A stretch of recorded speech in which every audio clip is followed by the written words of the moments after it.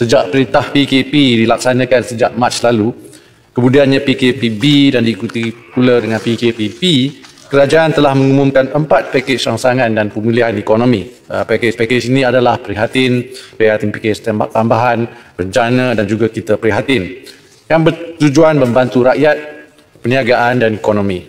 Keseluruhan nilai pakej-pakej rangsangan ekonomi ini adalah 305 bilion ringgit. Pada hari Jumaat yang lalu pula, saya telah mengumumkan belanjawan 2021 berjumlah 322.5 bilion ringgit, iaitu yang terbesar dalam sejarah negara.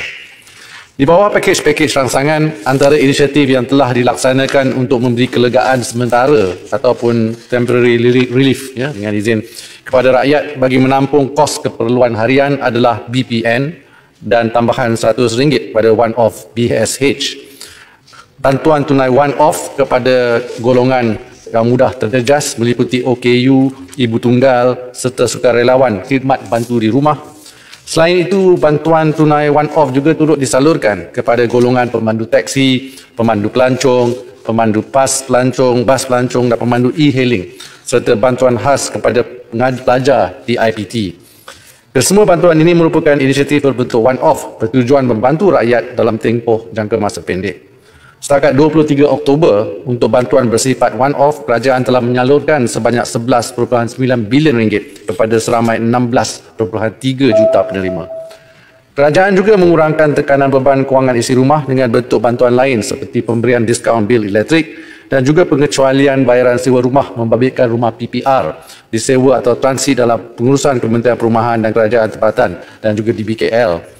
Dalam usaha mengurangkan bilangan rakyat yang terjejas dan peningkatan pada jumlah pengangguran, kerajaan telah mengumumkan program subsidi upah atau PSU dan juga PSU 2.0 yang merupakan bantuan kewangan untuk membantu majikan yang terkesan akibat COVID-19 supaya dapat meneruskan operasi syarikat serta mengelakkan pekerja hilang pekerjaan dan juga punca pendapatan. Sehingga 23 Oktober, sebanyak 11.9 bilion ringgit subsidi upah telah diluluskan untuk memanfaatkan lebih 322,000 majikan serta lebih 2.6 juta pekerja. Keseluruhannya, hampir 18 bilion ringgit tersedia untuk program PSU dan PSU 2.0. Datuk Yang Dipertua, secara keseluruhannya, kerajaan akan kekal komited membantu rakyat, perniagaan dan juga ekonomi dalam mendepani cabaran-cabaran yang mendatang pasca COVID-19. Moga semua pihak dapat berganding bahu demi rakyat dan negara tercipta dengan laungan semangat teguh kita menang bersama. Terima kasih. Terima kasih. Soalan tambahan satu saja. Terima kasih Datuk Yang Pertua. Terima kasih Yang Mohd Menteri yang menjawab soalan sebaik. Terlalu banyak bantuan yang telah diberikan oleh kerajaan terutama melalui bajet 2021. Cuma saya dapati ada rungutan di kalangan bawah sana yang kadang-kadang kesukaran apabila mereka berurusan dengan jabatan-jabatan kerajaan ataupun pihak bank. Jadi apakah langkah tambahan atau langkah susulan kerajaan dalam menangani kekangan belanjawan 2021 ini sediakan bagi membantu golongan-golongan yang terjejas ini? Terima kasih. Yang Pertua. Silakan Menteri. Terima kasih Yang Berhormat. Datuk Yang Dipertua, yang belanjawan 2021 yang diumumkan Jumaat lalu memang menzahirkan prinsip prihatin rakyat yang didokong teguh oleh kerajaan. Daripada 3 matlamat utama belanjawan 2021, yang diberi penekanan utama ialah untuk menjamin kesejahteraan rakyat. Sehubungan itu, belanjawan 2021 merupakan kesinambungan daripada pakej rangsangan ekonomi seperti yang dijelaskan dalam jawapan sebelum ini. Justru belanjawan 2021 memberi penekanan kepada golongan rentan dan yang mudah terjejas.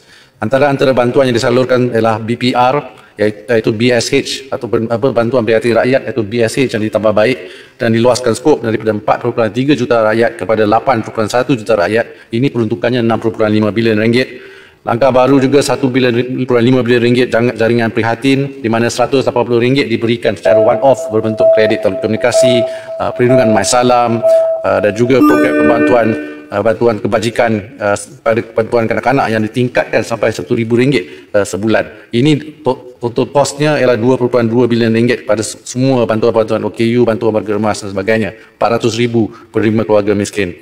Jadi samping langkah-langkah ini yang Ketua, ini khusus tu golongan B40. Ada juga inisiatif lain dalam belanjawan 21 juga bakal memanfaatkan golongan B40. Ini salah satunya ialah mewujudkan 500,000 peluang pekerjaan baru.